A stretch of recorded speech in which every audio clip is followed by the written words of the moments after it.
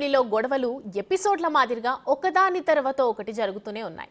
మంచు విష్ణుపై మనోజ్ పహడీ షరీఫ్ పోలీసులకు ఫిర్యాదు చేశాడు. విష్ణు నుంచి తనకు ప్రాణహాని ఉందని ఆరోపించాడు. విష్ణుతో పాటు వినయ్, విజయ్, కిరణ్, రాజ్, కొండూరు, శివ, మన్నూరులపై కూడా ఫిర్యాదు చేశాడు. ఏకంగా 7 అంశాలపై 7 పేజీల ఫిర్యాదు కాపీని పోలీసులకు అందించాడు. తనతో పాటు తన భార్య, పిల్లలకు కూడా విష్ణు నుంచి ప్రాణహాని ఉందని మనోజ్ ప్రధాన ఆరోపణ.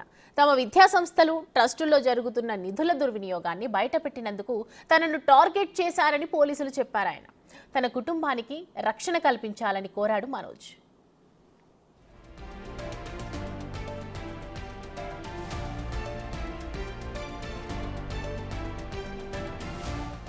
అంతేకాదు మనోజ్ మరికొన్ని సంచలన వ్యాఖ్యలు చేశాడు.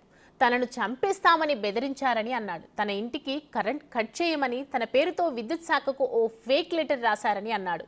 ఇక తన ఇంటికి నీటి సరఫరా కూడా నిలిపివేశారని ఫిర్యాదు కాపీలో రాసుకొచ్చాడు.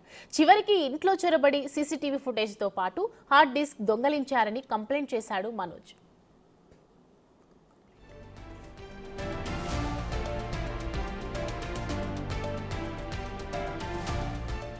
మంచు ఫ్యామిలీ వివాదం సర్దుమణుగుతుందని భావించిన ప్రతిసారి తెరపైకి కొత్త అంశాలతో ఒకరిపై ఒకరు ఫిర్యాదు చేసుకుంటూనే ఉన్నారు.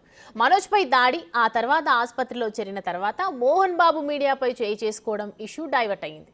దీంతో పోలీసులు కూడా మంచు ఫ్యామిలీకి స్ట్రాంగ్ వార్నింగ్ ఇచ్చారు. దీంతో ఇష్యూ క్లియర్ అవుతుందని అంతా భావించారు. కానీ ఇంతలోనే తమ ఇంట్లోని జనరేటర్లో విష్ణు పంచదార వేశాడని, భయాందోళనకు గురి చేశాడని మనోజ్ ఫిర్యాదు చేశాడు. మనోజ్ ఆరోపణలు ఖండిస్తూ అతని తల్లి పోలీసులకు ఓ లేఖ రాశారు. అప్పటికైనా సైలెంట్ అవుతారని అనుకున్నారు. కానీ ఇప్పుడు తనకు ప్రాణహాని ఉందని మనోజ్ ఫిర్యాదు చేయడం సంచలనంగా మారింది.